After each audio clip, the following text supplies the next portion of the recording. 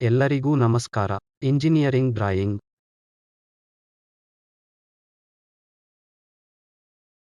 ಮತ್ತು ಕಂಪ್ಯೂಟರ್ ಗ್ರಾಫಿಕ್ಸ್ನಲ್ಲಿ ನಮ್ಮ NPTEL online ಪ್ರಮಾಣೀಕರಣ ಕೋರ್ಸ್ಗಳಿಗೆ ಸ್ವಾಗತ. ನಮ್ಮ ಲೆಕ್ಚರ್ ಸಂಖ್ಯೆ 4ಕ್ಕೆ ಸ್ವಾಗತ. ನಾನು IIT ಖರಗಪುರದಿಂದ ರಾಜಾರಾಮ್. ಲೆಕ್ಚರ್ 3ರಲ್ಲಿ ನಾವು ಟೆಕ್ನಿಕಲ್ ಡ್ರಾಯಿಂಗ್ನ ಬೇಸಿಕ್ ಡೈಮೆನ್ಷನ್ಗಳನ್ನು ಮತ್ತು ಡ್ರಾಯಿಂಗ್ ಶೀಟಿನ ಲೇಔಟ್ ಅನ್ನು ನೋಡಲು ಪ್ರಯತ್ನಿಸಿದೆವು. ಮತ್ತು ನಾವು ಬೇಸಿಕ್ ಡೈಮೆನ್ಷನ್ ಮತ್ತು ಅವುಗಳ ಪದಕೋಶದೊಂದಿಗೆ 3ನೇ ಲೆಕ್ಚರ್ ಅನ್ನು ಕೊನೆಗೊಳಿಸಿದೆವು. ಅದಕ್ಕಾಗಿ ನಾವು ಒಂದು ಡ್ರಾಯಿಂಗಿನ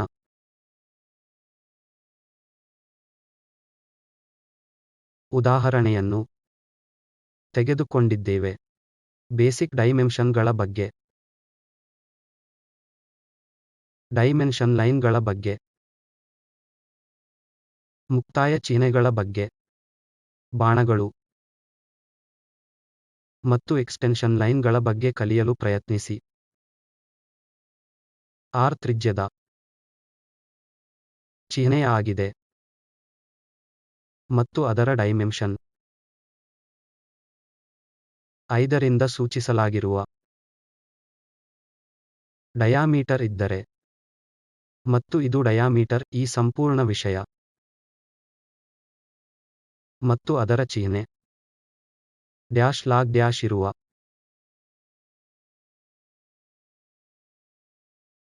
ಯಾವುದೇ ಮಧ್ಯ ರೇಖೆಗಳು ಇದ್ದರೆ ಡಾಟ್ ಮತ್ತು ಡ್ಯಾಶ್ ಇವು ಲಾಂಗ್ ಡ್ಯಾಶ್ ಇದರ ನಂತರ ಶಾರ್ಟ್ ಡ್ಯಾಶ್ ಇದನ್ನು ಅನುಸರಿಸುತ್ತಾ ಲಾಂಗ್ ಡ್ಯಾಶ್ ಮತ್ತು ರೆಫರೆನ್ಸ್ ಡೈಮೆನ್ಷನಿನಗಳನ್ನು ಹೇಗೆ ಪ್ರತಿನಿಧಿಸೋದು ಅನ್ನೋದರ ಬಗ್ಗೆನೂ ಕಲಿತೆವು.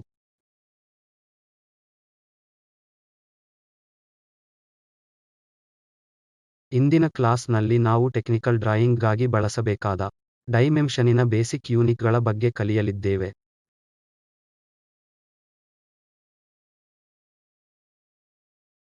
ಅಮೆರಿಕನ್ ಅಭ್ಯಾಸದಲ್ಲಿ ಇದು ಇಂಚುಗಳು, ದಶಮಾಂಶ ಇಂಚುಗಳು, ಭಾಗಾಕಾರ ಇಂಚುಗಳು, ಅಡಿ ಮತ್ತು ಫ್ರ್ಯಾಕ್ಷನಲ್ ಇಂಚುಗಳನ್ನು ಬಳಸಲಾಗುತ್ತದೆ. ಭಾರತದ ಪ್ರಮಾಣಿತಕ್ಕೆ ಮಾನದಂಡಗಳ ಬ್ಯೂರೋ ಆಫ್ ಇಂಡಿಯನ್ ಸ್ಟ್ಯಾಂಡರ್ಡ್ಸ್ನಲ್ಲಿ ನಾವು SI ಯೂನಿಟ್ಗಳನ್ನು ಅಥವಾ ನಿಖರವಾಗಿ ಹೇಳೋದಾದರೆ ನಾವು ಮಿಲಿಮೀಟರ್ಗಳನ್ನು ಬಳಸುತ್ತೇವೆ.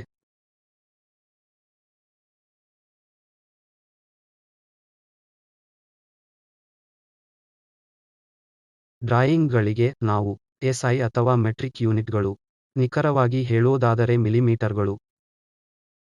ಸಾಮಾನ್ಯವಾಗಿ ಟೆಕ್ನಿಕಲ್ ಡ್ರಾಯಿಂಗ್ಗಳಲ್ಲಿ ಯಾವಾಗಲೂ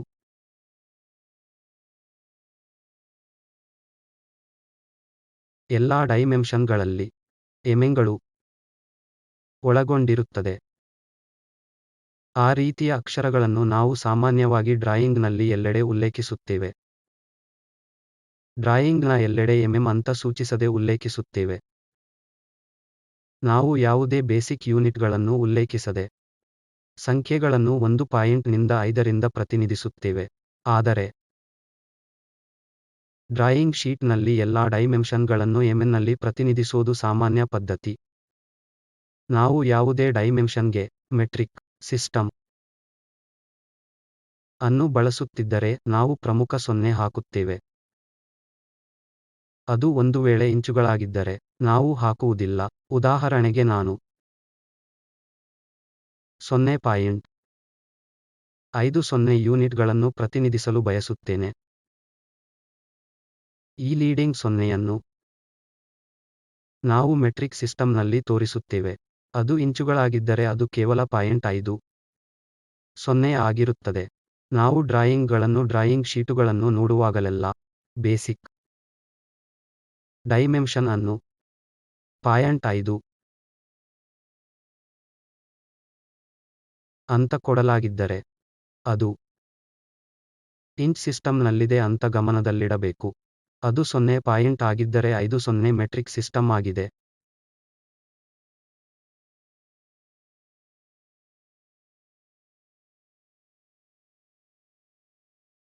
ಹಾಗಾಗಿ ನಾನು ಹೇಳಿದಂತೆ ಪ್ರತಿ ಡೈಮೆನ್ಷನ್ ಒಂದಿಗೆ ಯೂನಿಟ್ಗಳನ್ನು ಸೇರಿಸಲಾಗಿಲ್ಲ. ಎಲ್ಲಾ ಡೈಮೆನ್ಷನ್ಗಳು ಎಂನಲ್ಲಿದೆ ಅಂತ ಸ್ಪಷ್ಟಪಡಿಸದಿದ್ದರೆ ಡ್ರಾಯಿಂಗ್ ಮೇಲೆ ಟಿಪ್ಪಣಿಯೊಂದಿಗೆ ಯೂನಿಟ್ಗಳನ್ನು ನಿರ್ದಿಷ್ಟಪಡಿಸಿ. ಯೂನಿಟ್ಗಳನ್ನು ಪ್ರತಿನಿಧಿಸಲು ಇದು ಒಂದು ಬಗೆಯ ಟೆಂಪ್ಲೇಟ್.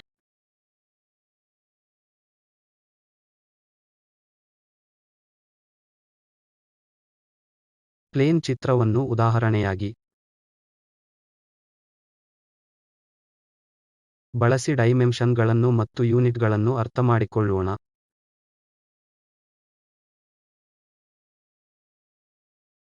ಇಲ್ಲಿ ನಾವು ಮೆಟ್ಟಿಲುಗಳ ಡ್ರಾಯಿಂಗ್ ಇದೆ. ಉದಾಹರಣೆಗೆ ಇದು ಮೆಟ್ಟಿಲುಗಳನ್ನು ಡ್ರಾಯಿಂಗ್ ಆಗಿ ನೀಡಲಾಗಿದೆ.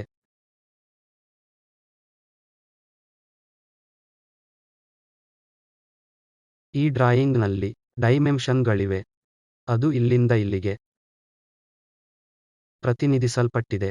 ಅದರ ಉದ್ದ ಎಷ್ಟೇ ಇರಲಿ ಅದು ಡ್ರಾಯಿಂಗ್ನಲ್ಲಿ ಲೈನ್ ಮೂಲಕ ಪ್ರತಿನಿಧಿಸಲ್ಪಟ್ಟಿದೆ. ಆರೋ ಹೆಡ್ಸ್ ಮತ್ತು ಸಂಖ್ಯೆ 5.25 ಒಂದು ಬೇಸಿಕ್ ಡೈಮೆನ್ಷನ್.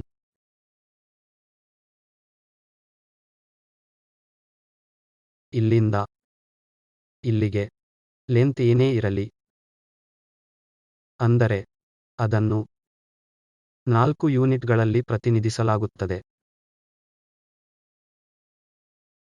ಇಲ್ಲಿಂದ ಇಲ್ಲಿಗೆ ಆ ಲೈನ್ 2.75.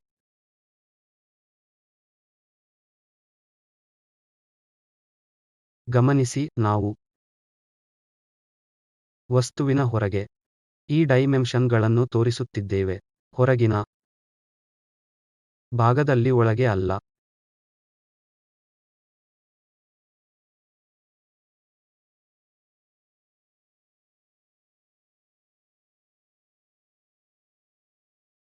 ನಾವು ಅದನ್ನು ಉಲ್ಲೇಖಿಸುವುದಿಲ್ಲ. ಈ ರೀತಿಯು 5.25. ಇದು ತಪ್ಪು ಅಭ್ಯಾಸ. ಯಾವುದೇ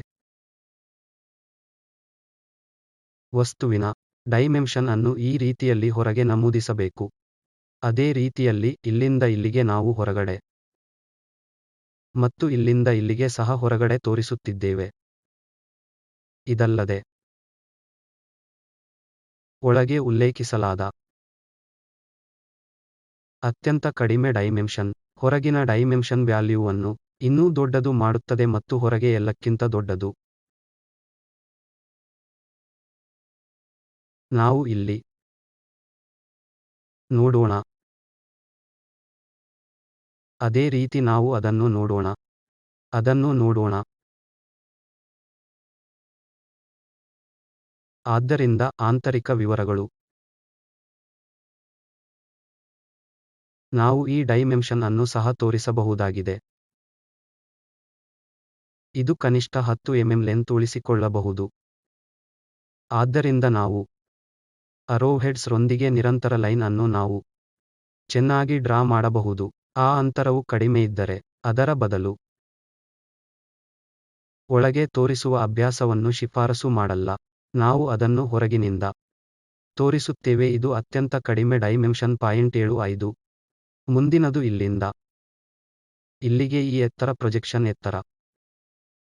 ಲಂಬ ವಿಷಯ ಇದು 1.5. ಇಲ್ಲಿಂದ ಇಲ್ಲಿಗೆ ಹೀಗೆ 2.5.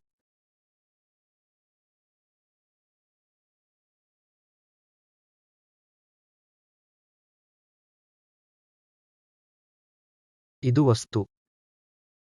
ನಾವು ನೋಡುತ್ತಿರೋದು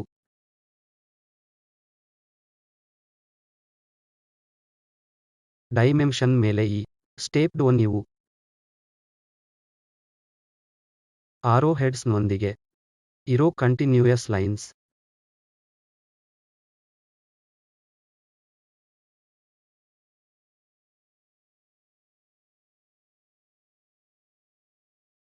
ಟೂಡಿ ವಸ್ತುವಿನಂತಹ ಪ್ಲೇನ್ ವಸ್ತುವಿನ ಬದಲು ಅದು ಸಿಲಿಂಡ್ರಿಕಲ್ ವಸ್ತುವಾಗಿದ್ದರೆ ಅದನ್ನು ನೋಡೋಣ. ಇಲ್ಲಿ ಶೀಟ್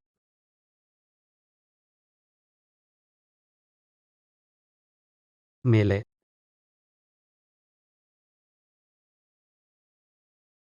ವಸ್ತುವನ್ನು ನೋಡಬಹುದು. ಅದು ಈ ರೀತಿ ಲೈನ್ನೊಂದಿಗೆ ನಾವು ನೋಡಬಹುದು. ನಂತರದ ಲೆಕ್ಚರ್ಗಳಲ್ಲಿ ಅಂತಹ ರೀತಿಯ ವಸ್ತುಗಳನ್ನು ಹೇಗೆ ನಿರ್ಮಿಸುವುದು ಅನ್ನೋದರ ಬಗ್ಗೆ, ಈ ಸಂಪೂರ್ಣ ವಸ್ತುವು ನಿಖರವಾಗಿ ಏನು ಪ್ರತಿನಿಧಿಸುತ್ತದೆ ಅನ್ನೋದನ್ನು ಅರ್ಥಮಾಡಿಕೊಳ್ಳಲಿದ್ದೇವೆ. ಆದರೆ ಈ ಕ್ಲಾಸ್ನಲ್ಲಿ ನಾವು ಡೈಮೆನ್ಷನ್ಗಳ ಬಗ್ಗೆ ಕಲಿಯುತ್ತೇವೆ. ಇಲ್ಲಿ ನಾವು 3 ಡೈಮೆನ್ಷನ್ಗಳ ದೃಷ್ಟಿಕೋನದಿಂದ ನೋಡಿದರೆ, ಮೂಲತಃ ಸಿಲಿಂಡರ್ ಮೆಟ್ಟಿಲುಗಳನ್ನು ಹೊಂದಿದ್ದು ಮತ್ತು ಎಸ್ ಮತ್ತೆ ಅನುಸರಿಸುತ್ತಾ ಅಂತಹ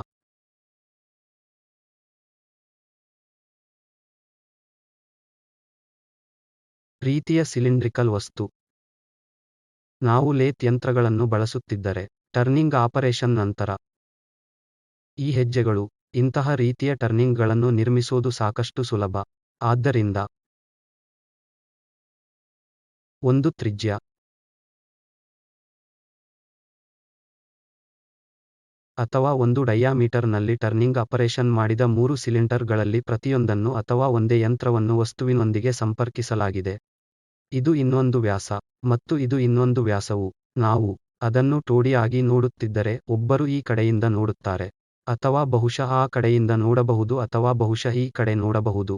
ನಾವು ಅಂತಹ 2D ವಸ್ತುವನ್ನು ನಿರ್ಮಿಸುವ ಸ್ಥಾನದಲ್ಲಿ ಇರುತ್ತೇವೆ. ಈ ಸಂದರ್ಭದಲ್ಲಿ ನಾವು ನೋಡಲು ಪ್ರಯತ್ನಿಸುತ್ತಿರುವುದು ಈ ವ್ಯೂನಿಂದ ನಾವು ನೋಡಲು ಪ್ರಯತ್ನಿಸುತ್ತಿದ್ದೇವೆ. ಆದ್ದರಿಂದ ಈ ಭಾಗ ಮತ್ತು ಈ ಭಾಗ ನಾವು ಇದನ್ನು ನೋಡುತ್ತಿದ್ದೇವೆ ಮತ್ತು ಈ ಭಾಗ 90 ಡಿಗ್ರಿ ವಸ್ತುವಿನಿಂದ ತಿರುಗಿಸಲಾಗಿದೆ.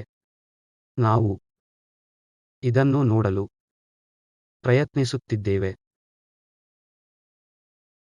ಆದ್ದರಿಂದ ಒಂದು ಸಿಲಿಂಡ್ರಿಕಲ್ ಆದ್ದೇ ಕಾರಣ ನಮ್ಮಲ್ಲಿ ಈ ಡ್ಯಾಶ್ ಇದೆ, ಲಾಂಗ್ ಡ್ಯಾಶ್, ನಂತರ ಶಾರ್ಟ್ ಡ್ಯಾಶ್, ನಂತರ ಲಾಂಗ್ ಡ್ಯಾಶ್, ಶಾರ್ಟ್ ಡ್ಯಾಶ್ ಮತ್ತು ಹೀಗೆ. ಈ ರೀತಿಯ ಲೈನ್ಗಳನ್ನು ನಾವು ಮಧ್ಯರೇಖೆ ಅಂತ ಕರೆಯುತ್ತೇವೆ.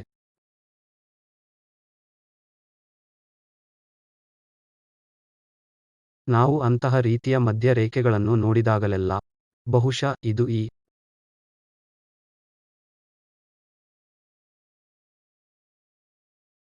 ಸಿಲಿಂಡ್ರಿಕಲ್ನ ಸಿಲಿಂಡರ್ ವಿನ ಭಾಗವಾಗಿರಬಹುದು. ನಾವು ತೋರಿಸುತ್ತಿರುವುದು ಏನೆಂದರೆ, ಒಂದು ಹೆಜ್ಜೆ ಇದೆ, ಅದಕ್ಕೆ 1.75 ಲೆಂತ್ ಇದೆ. ಆದ್ದರಿಂದ ಬೇಸ್ಗೆ ಸಂಬಂಧಿಸಿದಂತೆ ನಾವು ಈ ಎಲ್ಲಾ ಡೈಮೆನ್ಷನ್ಗಳನ್ನು ತೋರಿಸುತ್ತಿದ್ದೇವೆ. ಆದ್ದರಿಂದ ಇದು 1.75, ಇದು 3.5 ಆಗಿದೆ, ಇದು 5. ನಮ್ಮ 2D ವಸ್ತುಗಳಂತೆಯೇ ನಾವು ಪ್ಲೇನ್ ವಸ್ತುಗಳಿಗೆ ಸಣ್ಣ, ಮಧ್ಯಮ ಮತ್ತು ಉದ್ದದ ಡೈಮೆನ್ಷನ್ಗಳನ್ನು ಅನುಸರಿಸಿದ್ದೇವೆ. ನಾವು ಅದನ್ನು ಆ ರೀತಿಯಲ್ಲಿ ತೋರಿಸುತ್ತೇವೆ. ಯಾವಾಗಲೂ ನಿರಂತರ ರೇಖೆ ಅನುಸರಿಸುತ್ತಾ ಈ ಆರೋ ಹೆಡ್ ಕೊನೆಗೊಳ್ಳುತ್ತದೆ. ಈ ಬೇಸ್ಗೆ ಸಂಬಂಧಿಸಿದಂತೆ ನಾವು ಈ ಲೆಂತ್ನಲ್ಲಿ ಮೆಷರ್ ಮಾಡುತ್ತಿದ್ದೇವೆ. ಈ ಬೇಸ್ಗೆ ಸಂಬಂಧಿಸಿದಂತೆ ನಾವು ಆ ಲೆಂತ್ನಲ್ಲಿದ್ದೇವೆ. ನಾವು ಯಾವಾಗಲೂ ಬಾಣ ತೋರಿಸಲು ಇದೇ ಕಾರಣವಾಗಿದೆ. ಈ ಡೈಮೆನ್ಷನ್ಗಳನ್ನು ನಾವು ಸೂಚಿಸಿದ್ದೇವೆ. ಈಗ ಸಿಲಿಂಡ್ರಿಕಲ್ ವಸ್ತುವಾಗಿರುವುದರಿಂದ ಈ ದಿಕ್ಕಿಗೆ ಸಂಬಂಧಿಸಿದಂತೆ ಸಹ ಕೆಲವು ಡೈಮೆನ್ಷನ್ಗಳಿವೆ. ಅದು ಸಿಲಿಂಡ್ರಿಕಲ್ ವಸ್ತುವಾಗಿದೆ. ಸಾಮಾನ್ಯವಾಗಿ ಡಯಾಮೀಟರ್ ತುಂಬ ಮುಖ್ಯ. ಹಂತದಿಂದ ಹಂತಕ್ಕೆ ಅಂತರವನ್ನು ತೋರಿಸುವ ಬದಲು ಆ ಅಂತರ ಯಾವುದು ಎಂಬುದನ್ನು ತೋರಿಸುವುದಿಲ್ಲ. ಆದರೆ ನಾವು ತೋರಿಸುತ್ತಿರುವುದು ಆ ಡಯಾಮೀಟರ್ ಯಾವುದಾಗಿದೆ, ಆ ಹಂತಕ್ಕೆ ಡಯಾಮೀಟರ್ ಯಾವುದು, ನಾವು ತೋರಿಸಲು ಬಯಸುವ ಹಂತಕ್ಕೆ ಡಯಾಮೀಟರ್ ಏನು. ಆದ್ದರಿಂದ ಈ ವಸ್ತುವಿನ ಡಯಾಮೀಟರ್, ಈ ಸಿಲಿಂಡ್ರಿಕಲ್ ಭಾಗ, ನಾವು ಇದನ್ನು ಈ ಮುಂಚೆ ನೋಡಿದ್ದೇವೆ. ಇದು ಈ ಡಯಾಮೀಟರ್ 2 ಯೂನಿಟ್ಗಳಾಗಿವೆ. ಆದ್ದರಿಂದ ನಾವು ಇಲ್ಲಿ ತೋರಿಸುತ್ತಿರುವುದು ವಿಷಯ ಅದೇ. ಚಿಹ್ನೆ ಫೈ ಡಯಾಮೀಟರ್ ಅನ್ನು ಪ್ರತಿನಿಧಿಸುತ್ತದೆ.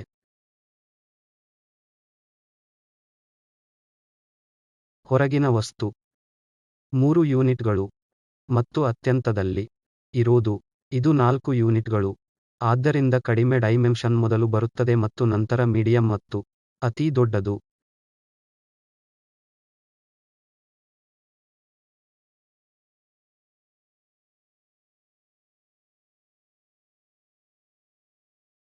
ಇಳಿಜಾರಾದ ಕೋನಗಳ ಭಾಗಗಳನ್ನು ನಾವು ಹೊಂದಿದ್ದರೆ ಪುನಃ ಈ ಕೋನಗಳನ್ನು ಸೂಚಿಸಲು ಪ್ರಮಾಣಿತ ಪದಕೋಶ ಬಳಸಬೇಕಾಗುತ್ತದೆ. ಉದಾಹರಣೆಗೆ ನಾವು ಈ ವಸ್ತುವನ್ನು ನೋಡೋಣ. ಇದು 2D ವಸ್ತು ಆಗಿದೆ ಅಥವಾ 3D ಸಿಲಿಂಡ್ರಿಕಲ್ ವಸ್ತು ಆಗಿದೆ. ಏಕೆಂದರೆ ನಮ್ಮಲ್ಲಿ ಯಾವುದೇ ಮಧ್ಯಮ ಡ್ಯಾಶ್ ಲೈನ್ಗಳಿಲ್ಲ. ಬಹುಶಃ ಇದು ಸಮತಲ ವಸ್ತು ಆಗಿರಬೇಕು. ಇದು ಒಂದು. ಇಲ್ಲಿ ಈ ರೆಫರೆನ್ಸ್ ಲೈನ್ಗಳಿಗೆ ಸಂಬಂಧಿಸಿದಂತೆ ನಾವು ಅದನ್ನು 2.5 ಯೂನಿಟ್ಗಳಾಗಿ ತೋರಿಸುತ್ತಿದ್ದೇವೆ ಮತ್ತು ಇಲ್ಲಿಂದ ಇಲ್ಲಿಗೆ ನಾವು ಅದನ್ನು 4 ಎಂದು ತೋರಿಸಲಿದ್ದೇವೆ. ಒಬ್ಬರು ಇದನ್ನು 4 ಎಂದು ಸಹ ತೋರಿಸಬಹುದು. ಆದರೆ ಪ್ರಮಾಣಿತ ಅಭ್ಯಾಸವು ಈ ಡೈಮೆನ್ಷನ್ಗಳನ್ನು ತೋರಿಸುವ ವಿಧವಾಗಿದೆ, ಏಕೆಂದರೆ ಈ 2.5 ಅನ್ನು ನಾವು ಹೇಗಾದರೂ ತೋರಿಸಲೇಬೇಕಾಗಿದೆ ಮತ್ತು ಆ ರೆಫರೆನ್ಸ್ ಲೈನ್ಗೆ ಸಂಬಂಧಿಸಿದಂತೆ ನಮಗೆ ಸಾಕಷ್ಟು ಸುಲಭವಾಗಿರುತ್ತದೆ ಅದನ್ನು ನಾವು 4 ಯೂನಿಟ್ಗಳಾಗಿ ತೋರಿಸಬಹುದು.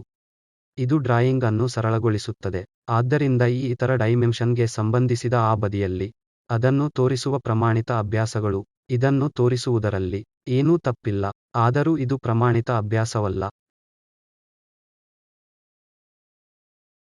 ಈಗ ನಾವು ಈ ಲೆಂತ್ ಅನ್ನು ಸಹ ವ್ಯಾಖ್ಯಾನಿಸಬೇಕಾಗಿದೆ. ಆದ್ದರಿಂದ ನಾವು ಇಲ್ಲಿ 1 ಯೂನಿಟ್ 1.00 ಅಂತ ತೋರಿಸುತ್ತೇವೆ. ಈ ಒಂದನ್ನು ನಾವು 2.5 ಅಂತ ತೋರಿಸುತ್ತೇವೆ. ಇದನ್ನು ಈ ರೀತಿಯಾಗಿ ಸಹ ತೋರಿಸಬಹುದು. ಆದರೆ ಪ್ರಮಾಣಿತ ಅಭ್ಯಾಸ ಏಕೆಂದರೆ ಹೇಗಾದರೂ ನಾವು ಒಂದು ಡೈಮೆನ್ಷನ್ ಅನ್ನು ತೋರಿಸುತ್ತಿದ್ದೇವೆ. ಅದೇ ದಿಕ್ಕಿನಲ್ಲಿ ಬೇಕಾಗಿರೋ ಇತರೆ ಡೈಮೆನ್ಷನ್ ತೋರಿಸೋದು ಸಹ ಒಳ್ಳೆಯದು. ಆದ್ದರಿಂದ ಇದು ಸರಿಯಾದ ಮಾರ್ಗವನ್ನು ಪ್ರತಿನಿಧಿಸುವ ಸರಿಯಾದ ಮಾರ್ಗವಾಗಿದೆ.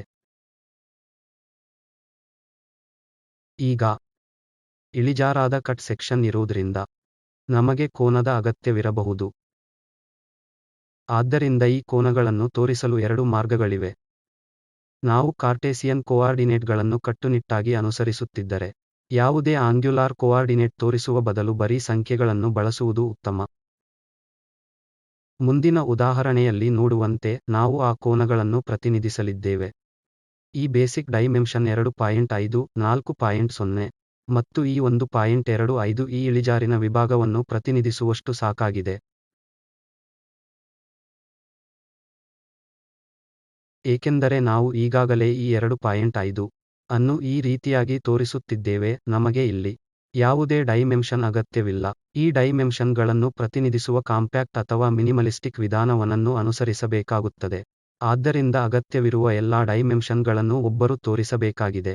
ನಾವು ಅದನ್ನು ತೋರಿಸಲು ಹೊರಟಿದ್ದರೆ ಇವು ಹೆಚ್ಚುವರಿ ಮಾಹಿತಿ. ಈ ಪ್ರಯತ್ನಗಳನ್ನು ಕಡಿಮೆ ಮಾಡಲು ಅಭ್ಯಾಸಗಳನ್ನು ಅರ್ಥಮಾಡಿಕೊಳ್ಳಿ. ಆದ್ದರಿಂದ ನಾವು ಇದನ್ನು 4.0 ಅಂತ ತೋರಿಸಬಹುದು, ಹೇಗಾದರೂ ನಾವು ಅದನ್ನು ಆ ಬದಿಯಲ್ಲಿ ತೋರಿಸುತ್ತಿದ್ದೇವೆ. ಆದ್ದರಿಂದ ಇದು ಅಗತ್ಯವಿರುವ ಎಲ್ಲಾ ಡೈಮೆನ್ಷನ್ಗಳಲ್ಲ. ಇಲ್ಲಿ ನಾವು ಈಗಾಗಲೇ 2.5 ಅನ್ನು ತೋರಿಸುತ್ತಿದ್ದೇವೆ. ಆದ್ದರಿಂದ ಈ ಡೈಮೆನ್ಷನ್ ಆ ರೀತಿಯಲ್ಲಿ ಅಗತ್ಯವೇ ಇಲ್ಲ. ಆದ್ದರಿಂದ ಇದು ಈ ಡೈಮೆನ್ಷನ್ ಅನ್ನು ಪ್ರತಿನಿಧಿಸುವ ಮಿನಿಮಲಿಸ್ಟಿಕ್ ವಿಧವಾಗಿದೆ. ಉದಾಹರಣೆಗಾಗಿ ನಾನು ಇಳಿಜಾರಾದ ಕೋನಗಳನ್ನು ತೆಗೆದುಕೊಳ್ಳಲು ಬಯಸೋದಾದರೆ, ಆದ್ದರಿಂದ ಅದೇ ವಸ್ತುವಿಗೆ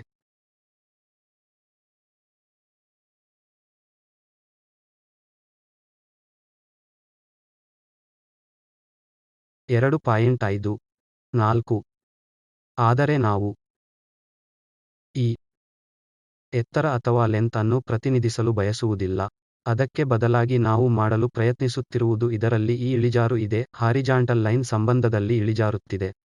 ಆದ್ದರಿಂದ ನಾವು ಅದನ್ನು ಇಳಿಜಾರಾದ ಕೋನವಾಗಿ ತೋರಿಸುತ್ತಿದ್ದೇವೆ. ಆದ್ದರಿಂದ ನಾವು ಈ ಆಂಗ್ಯುಲರ್ ವಿಷಯವನ್ನು ಬಳಸುತ್ತಿದ್ದೇವೆ. ಅದು 45.00 ಡಿಗ್ರಿಗಳು. ಆದ್ದರಿಂದ ಇದು 5 ಡಿಗ್ರಿಗಳು.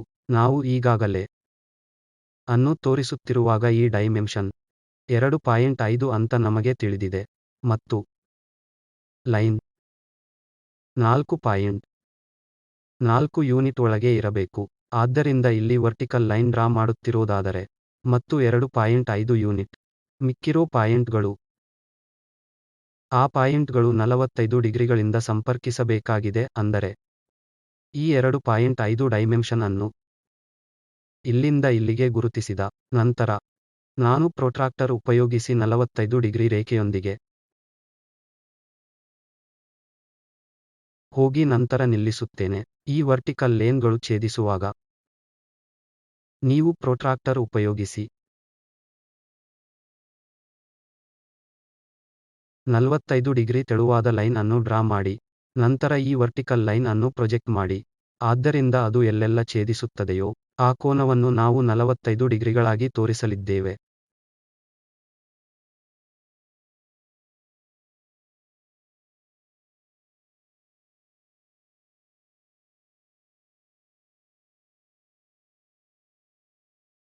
ಕೆಲವೊಮ್ಮೆ ನಮ್ಮಲ್ಲಿ ಸಣ್ಣ ಭಾಗಗಳಾದ ಚಾಂಫರ್ಗಳು ಇರುತ್ತವೆ. ನಾವು ಯಾವುದೇ ವಸ್ತುಗಳನ್ನು ತೆಗೆದುಕೊಂಡರೆ ಈ ವಸ್ತುಗಳು ಬಹಳ ತೀಕ್ಷ್ಣವಾದ ಮೂಲೆಗಳನ್ನು ಹೊಂದಿಲ್ಲದಿರಬಹುದು. ನಮ್ಮಲ್ಲಿ ಏನಾದರೂ ಇದ್ದರೆ ಉದಾಹರಣೆಗೆ ನಾನು ಟೇಬಲ್ ಅಂಚನ್ನು ಹೊಂದಲು ಬಯಸುತ್ತೇನೆ. ಈ ಮೂಲೆಗಳನ್ನು ಅವುಗಳನ್ನು ತಪ್ಪಿಸೋದು ಉತ್ತಮ. ಆದ್ದರಿಂದ ಅವರ ಉದ್ದೇಶಕ್ಕಾಗಿ ನಾವು ಕಟ್ ಮಾಡಿರುವಂತ ಭಾಗಗಳನ್ನು ಬಳಸುತ್ತೇವೆ. ಅದನ್ನೇ ನಾವು ಚಾಂಫರ್ಗಳು ಎಂದು ಕರೆಯುತ್ತೇವೆ. ಕೆಲವೊಮ್ಮೆ ದುಂಡಾದ ಮೂಲೆಗಳನ್ನು ಮತ್ತು ಡ್ಯಾಶ್ಗಳನ್ನು ನೋಡುತ್ತೇವೆ ಆದರೆ ಚಾಂಫರ್ಗಳಲ್ಲ. ಆದರೆ ನಾವು ಅದರ ಬಗ್ಗೆ ನಮ್ಮ ಟೆಕ್ನಿಕಲ್ ಕೋರ್ಸ್ನಲ್ಲಿ ಕಲಿಯುತ್ತೇವೆ. ಆದ್ದರಿಂದ ನಾವು ಆ ರೀತಿಯ ಸಣ್ಣ ಕಟ್ಗಳನ್ನು ಹೊಂದಿರುವಾಗಲೆಲ್ಲ ನಾವು ಇವುಗಳನ್ನು ಚಾಂಫರ್ಗಳು ಎಂದು ಕರೆಯುತ್ತೇವೆ. ಉದಾಹರಣೆಗೆ ನೀವು ಸಿಲಿಂಡ್ರಿಕಲ್ ವಸ್ತುಗಳನ್ನು ಮಾಡಲು ಬಯಸುತ್ತೀರಾ. ಆದರೆ ನಾವು ನೇರವಾಗಿ ಈ ರೀತಿಯ ಭಾಗಕ್ಕೆ ಜಿಗಿಯಲು ಸಾಧ್ಯವಿಲ್ಲ. ಒಂದು ಪರಿಪೂರ್ಣ ವರ್ಟಿಕಲ್ ಕಟ್ ಮತ್ತು ಅಲ್ಲಿಗೆ ಜಿಗಿಯುವ ಬದಲು ನಾವು ಕ್ರಮೇಣ ನಮ್ಮ ಮಷೀನ್ ಟೂಲ್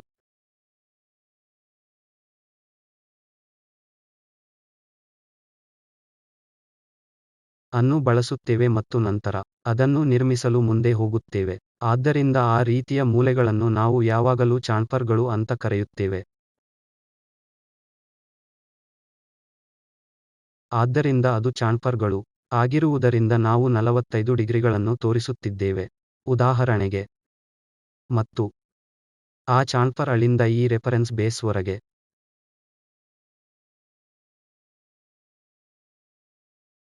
ಇದು ರೆಫರೆನ್ಸ್ ಬೇಸ್.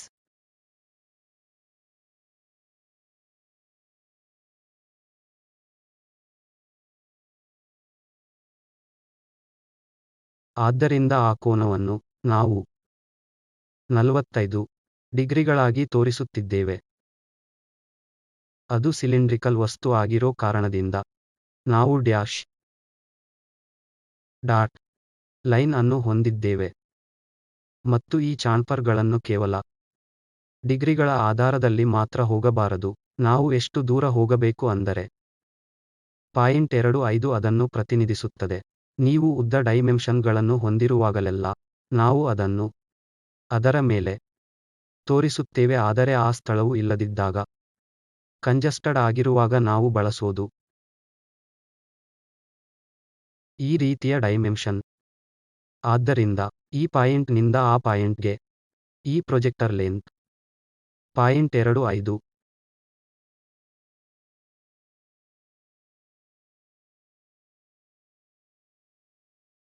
ಒಂದು ವೇಳೆ ಆರ್ಕ್ ಒಳಗೊಂಡಿದ್ದರೆ ಅದರಲ್ಲಿ ಈ ಡೈಮೆನ್ಷನ್ಗಳನ್ನು ತೋರಿಸುವುದರಲ್ಲಿ ಜಾಗರೂಕರಾಗಿರಬೇಕು. ಉದಾಹರಣೆಗೆ ನಮ್ಮಲ್ಲಿ ಒಂದು ಮೂಲೆಯಿದೆ.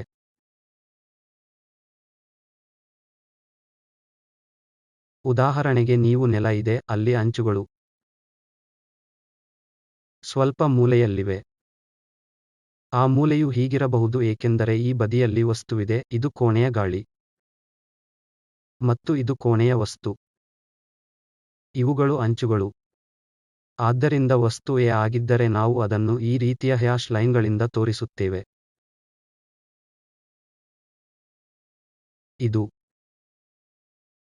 ವಸ್ತು ಇದೆ ಮತ್ತು ಈ ಬದಿಯಲ್ಲಿ ವಸ್ತು ಇಲ್ಲ ಅನ್ನೋದನ್ನು ತೋರಿಸುತ್ತದೆ. ಉದಾಹರಣೆಗೆ ನೀವು ಕಟ್ ವಿಭಾಗಗಳು ವಸ್ತುವನ್ನು ಹೊಂದಿರುವಾಗ ಉದಾಹರಣೆಗೆ ಆಯತಾಕಾರದ ಬ್ಲಾಕ್ 3D ಒಂದು ತೆಗೆದುಕೊಳ್ಳೋಣ.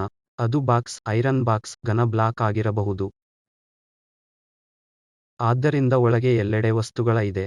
ಈಗ ನಾನು ಆ ಫ್ರೇಮ್ನಲ್ಲಿ ಸ್ಲೈಸ್ ಮಾಡಲು ಬಯಸುತ್ತೇನೆ. ಹಾಗಾಗಿ ನಾನು ಅದನ್ನು ನಿಜವಾಗಿಯೂ 2 ಭಾಗಗಳಾಗಿ ಕಟ್ ಬಯಸಿದರೆ ಅವುಗಳನ್ನು ಬೇರ್ಪಡಿಸಿ. ಇದು ಒಂದು ಭಾಗ ಮತ್ತು ಇನ್ನೊಂದು ಭಾಗ. ಇದು ಬ್ಯಾಕ್ ಆಗಿದೆ. ಇದನ್ನು ಬಿ ಅಂತ ಕರೆಯೋಣ ಮತ್ತು ಮುಂದಿನ ಭಾಗವನ್ನು ಎ ಅಂತ ಕರೆಯೋಣ. ನಾನು ಬಿ ಭಾಗ ತೋರಿಸಲು ಬಯಸಿದರೆ ನಾವು ಅದನ್ನು ಈ ರೀತಿಯ ಹ್ಯಾಶ್ಗಳಿಂದ ತೋರಿಸುತ್ತೇವೆ, ಏಕೆಂದರೆ ವಸ್ತು ಲಭ್ಯವಿದ್ದರೆ ಅಲ್ಲಿ ನಾವು ಹಾಶ್ ಮತ್ತು ವಸ್ತು ಇಲ್ಲದಿದ್ದರೆ ನಾವು ಯಾವುದೇ ಹ್ಯಾಶ್ ಅನ್ನು ತೋರಿಸುವುದಿಲ್ಲ. ಆದಾಗ್ಯೂ ನಾವು ಈ 6 ಯೂನಿಟ್ಗಳ ತ್ರಿಜ್ಯವನ್ನು ಹೊಂದಿದ್ದೇವೆ ಮತ್ತು ಈ R ಚಿಹ್ನೆಯಿಂದ ಅದು ತ್ರಿಜ್ಯವಾಗಿದೆ. ಆದ್ದರಿಂದ ಈ ತ್ರಿಜ್ಯ ಇದ್ದಾಗಲೆಲ್ಲ ನಾವು ಅದನ್ನು ಆ ರೀತಿಯಲ್ಲಿ ತೋರಿಸಬೇಕಾಗಿದೆ. ಅದು ಮೂಲ 6 ಯೂನಿಟ್ಗಳು ಆಗಿರಬಹುದು, ಇದು 10 ಯೂನಿಟ್ಗಳು ಆಗಿರಬಹುದು. ಯೂನಿಟ್ಗಳು ಏನೇ ಇರಲಿ ನಾವು ಮುಂದೆ ಹೋಗುತ್ತೇವೆ. ಇಲ್ಲಿ ಮತ್ತೊಂದು ಉದಾಹರಣೆ. ನಾವು ಪುನಃ ತ್ರಿಜ್ಯ R19 ಹೊಂದಿದ್ದೇವೆ.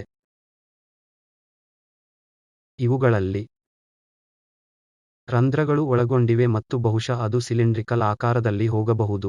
ಕಾರಣ ಈ ಡ್ಯಾಶ್ ಡಾಟ್ ರೀತಿಯ ಲೈನ್ಗಳನ್ನು ನಾವು ಹೊಂದಿದ್ದೇವೆ. ಈ ರೀತಿಯ ಕರ್ವ್ಗಳು ಇರುವಾಗಲೆಲ್ಲ ನಾವು ಅದನ್ನು ತ್ರಿಜ್ಯದಿಂದ ತೋರಿಸುತ್ತೇವೆ.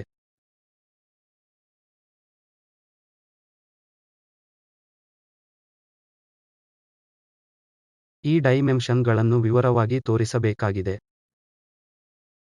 ಉದಾಹರಣೆಗೆ ಇಲ್ಲಿ ನಾವು ಡ್ರಾಯಿಂಗ್ ಅನ್ನು ತೆಗೆದುಕೊಳ್ಳುತ್ತಿದ್ದೇವೆ. ಉದಾಹರಣೆಗೆ ವಸ್ತುವನ್ನು ಉಲ್ಲೇಖಿಸಲಾಗಿರುವ ಡ್ರಾಯಿಂಗ್ ಶೀಟ್, ಶೀರ್ಷಿಕೆ ವಿಭಾಗ. ಬಹುಶಃ ಅಲ್ಲಿ ವಸ್ತು ಇರುತ್ತೆ. ಇದಕ್ಕೆ ಕಾರಣ ಈ ಹ್ಯಾಶಿಂಗ್ ಮಾಡಲಾಗಿದೆ ಮತ್ತು ನಾವು ಸಂಕೀರ್ಣ ವಿವರಗಳನ್ನು ತೋರಿಸಲು ಬಯಸುತ್ತೇವೆ. ಉದಾಹರಣೆಗೆ ಈ ಸಣ್ಣ ಕೆಂಪನ್ನು ನೋಡೋಣ. ಅದನ್ನು ನಾವು ಈ ಡ್ರಾಯಿಂಗ್ ಶೀಟ್ನ ಬದಿಯಲ್ಲಿ ನಾವು ಅದನ್ನು ವ್ಯಾಪಕವಾಗಿ ತೋರಿಸುತ್ತಿದ್ದೇವೆ. ಆದ್ದರಿಂದ ನಾವು ಆ ಸಂಕೀರ್ಣ ಡೈಮೆನ್ಷನ್ ಅನ್ನು ನಾವು ನಮೂದಿಸಲು ಬಯಸುತ್ತೇವೆ. ಅದರ ಕಾರಣವಾಗಿದೆ ನಾವು ಅದನ್ನು ಪ್ರತ್ಯೇಕವಾಗಿ ಸ್ಪಷ್ಟ ಕಟ್ ಡೈಮೆನ್ಷನಿಂಗ್ ನೊಂದಿಗೆ ತೋರಿಸಲು ಬಯಸುತ್ತೇವೆ. ಅದು R ಅನ್ನು 0.05 ಯೂನಿಟ್ಗಳಾಗಿ ಹೊಂದಿದೆ ಮತ್ತು ನಾವು ನಿರ್ದಿಷ್ಟವಾಗಿ ತೋರಿಸಲು ಬಯಸುವ ಯಾವುದೇ ಸಂಕೀರ್ಣ ವಿಷಯಗಳನ್ನು ನಾವು ವಿವರ ಡೈಮೆನ್ಷನ್ ಅಂತ ಕರೆಯುತ್ತೇವೆ. ನಂತರ ಅದನ್ನು ಪ್ರತ್ಯೇಕ ವಿಷಯವಾಗಿ ಸುತ್ತುವ ವೃತ್ತವಾಗಿ ತೋರಿಸುತ್ತೇವೆ. ಮತ್ತು ನಾವು ನೋಡಬಹುದಾದ ಇತರ ಮೂಲ ಡೈಮೆನ್ಷನ್ಗಳು ಇಲ್ಲಿ ಇದೆ. ಇದು ಸಿಲಿಂಡ್ರಿಕಲ್ ವಸ್ತುವಾಗಿರೋ ಕಾರಣ ಡೈಮೆನ್ಷನ್ ಮತ್ತು ಇತ್ಯಾದಿ.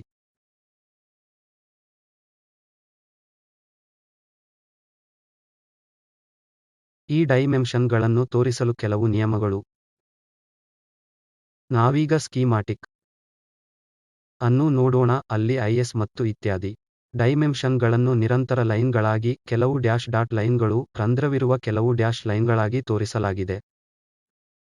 ಆದ್ದರಿಂದ ಗಾತ್ರ S ಡೈಮೆನ್ಷನ್ಗಳನ್ನು ಲೆಂತ್,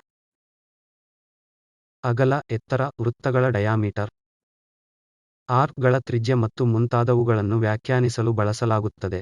ಉದಾಹರಣೆಗೆ ನಾವು S ಪುನಃ S ಅನ್ನು ನೋಡೋಣ. ಆದ್ದರಿಂದ ಇದು ಒಂದು ಬಳಸಲಾಗುವ ಮುಖ್ಯ ಡೈಮೆನ್ಷನ್ಗಳು. ಸ್ಥಾನ ಡೈಮೆನ್ಷನ್ಗಳು ಇರೋದಾದರೆ ಸ್ಥಾನ ಡೈಮೆನ್ಷನ್ಗೆ ಸಂಬಂಧಿಸಿದಂತೆ ಏನಾದರೂ ಇದ್ದರೆ ಅದನ್ನು L ಅಂತ ಗುರುತಿಸಿ. ವೃತ್ತದ ಮಧ್ಯಭಾಗ. ಮುಖ್ಯ ಲಕ್ಷಣಗಳ ಕೆಳಗೆ ಈ ಡೈಮೆನ್ಷನ್ L ಸ್ಥಾನವನ್ನು ನೋಡೋಣ. ಆದ್ದರಿಂದ ಈ ಸಂಪೂರ್ಣ ಕೇಂದ್ರ L ಯೂನಿಟ್ಗಳಲ್ಲಿದೆ. ಈ ರಂಧ್ರ ಈ ದಿಕ್ಕಿನಲ್ಲಿ L ಸ್ಥಳದಲ್ಲಿದೆ. ಮೂಲ ಡೈಮೆನ್ಷನ್ಗಳು ಯಾವಾಗಲೂ ಆ ವೃತ್ತ ಅಥವಾ ರಂಧ್ರದ ಡಯಾಮೀಟರ್ S ಆಗಿರುತ್ತದೆ. ಲೆಂತ್ S ಆಗಿದೆ. ಈ ಸಂಪೂರ್ಣ ಲೆಂತ್ S ಹೀಗೆ ಮುಂದುವರೆಯುತ್ತದೆ. ಆದರೆ ಕೆಲವು ಬೇಸ್ಗೆ ಸಂಬಂಧಿಸಿದಂತೆ ಪೊಸಿಷನ್ ಡೈಮೆನ್ಷನ್ ತೋರಿಸಲು ನಾನು ಬಯಸಿದಾಗಲೆಲ್ಲ ಕೆಲವು ಕೇಂದ್ರಗಳನ್ನು ನಾವು ಈ ರೀತಿಯಲ್ಲಿ ತೋರಿಸುತ್ತೇವೆ. ಮತ್ತು ನಾನು ಹೇಳಿದಂತೆ ನಾವು ಪ್ರತಿ ಬಾರಿ ಒಂದೇ ಡೈಮೆನ್ಷನ್ಗಳನ್ನು ಪುನರಾವರ್ತಿಸುವುದಿಲ್ಲ, ಆದ್ದರಿಂದ ಮಿನಿಮಲಿಸ್ಟಿಕ್ ವಿಧಾನದಲ್ಲಿ ಈ ಆಯಾಮಗಳನ್ನು ತೋರಿಸಬೇಕಾಗಿದೆ.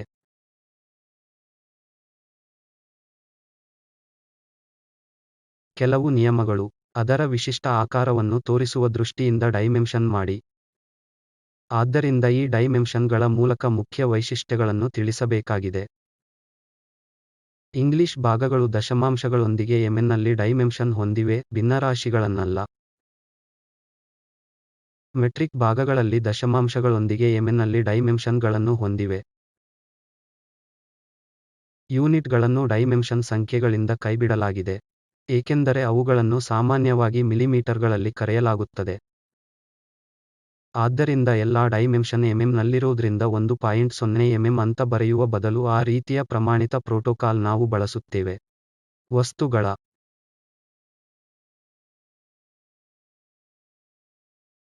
ಮತ್ತು ಮೊದಲ ಸಾಲಿನ ಡೈಮೆನ್ಷನ್ಗಳ ನಡುವೆ ಯಾವಾಗಲೂ ಕನಿಷ್ಠ ಎಂಎಂ ಬಿಡಿ.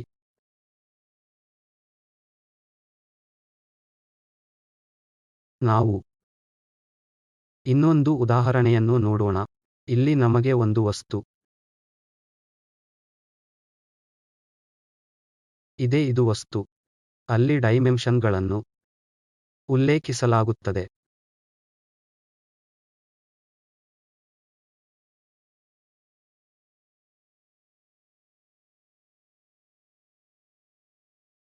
ದೊಡ್ಡ ವೃತ್ತಗಳನ್ನು ಹೊರತುಪಡಿಸಿ ನೀವು ವೀಕ್ಷಣೆಯ ಹೊರಗೆ ಡೈಮೆನ್ಷನ್ಗಳನ್ನು ಇರಿಸಿ. ಆದ್ದರಿಂದ ಎಲ್ಲಾ ಡೈಮೆನ್ಷನ್ಗಳನ್ನು ಇಲ್ಲಿ ಹೊರಗಡೆ ಉಲ್ಲೇಖಿಸಲಾಗಿದೆ. ವ್ಯೂನಿಂದ ಕನಿಷ್ಠ 10 ಎಂಎಂ ಅನ್ನು ಕಾಪಾಡಿಕೊಳ್ಳಬೇಕು.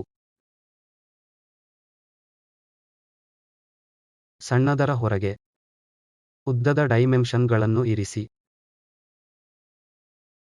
ಸಣ್ಣದರ ಹೊರ ಉದ್ದದ ಡೈಮೆನ್ಷನ್ಗಳನ್ನು ಇರಿಸಿ. ನೀವು ಅದರ ನಡುವೆ ಬಳಸುವ ಪ್ರಮಾಣಿತ ರೂಢಿಗನುಸಾರ ಡೈಮೆನ್ಷನ್ಲೆಸ್ ರ ನಡುವೆ ಡೈಮೆನ್ಷನ್ ಟೆಕ್ಸ್ಟ್ ಇರಿಸಿ. ಕೆಲವು ಸಂದರ್ಭಗಳಲ್ಲಿ ಲೈನ್ಗಳ ಮೇಲೆ ಡೈಮೆನ್ಷನ್ಗಳನ್ನು ನಮೂದಿಸಲು ಅನುಮತಿ ನೀಡಲಾಗಿದೆ. ಅದು ಪ್ರತಿನಿಧಿಸುವ ಮತ್ತೊಂದು ಶೈಲಿಯಾಗಿದೆ. ಡೈಮೆನ್ಷನ್ಗಳ ಕೊನೆಯಲ್ಲಿ ಆರೋ ಹೆಡ್ಗಳನ್ನು ಬಳಸಿ. ಆರೋ ಹೆಡ್ಗಳನ್ನು ಬಳಸಬೇಕು.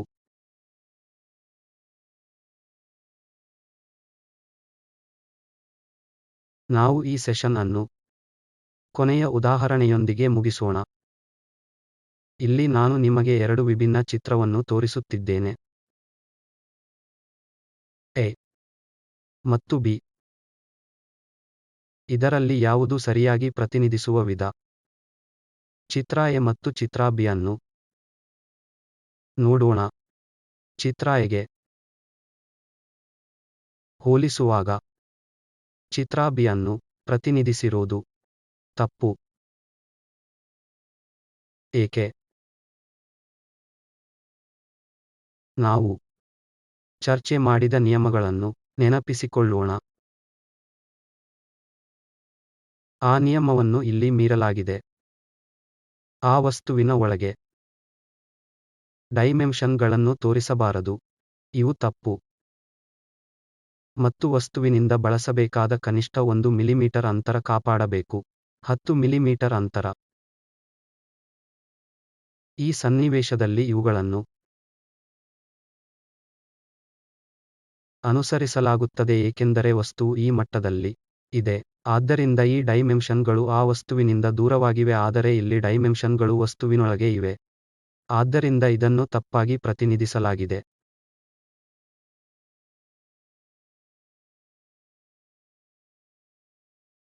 ಆದ್ದರಿಂದ ಇಂದಿನ ಕ್ಲಾಸ್ನಲ್ಲಿ ನಾವು ಡೈಮೆನ್ಷನ್ಗಳನ್ನು ಹೇಗೆ ಪ್ರತಿನಿಧಿಸೋದು ಅನ್ನೋದನ್ನು ನೋಡಲು ಪ್ರಯತ್ನಿಸಿದೆವು.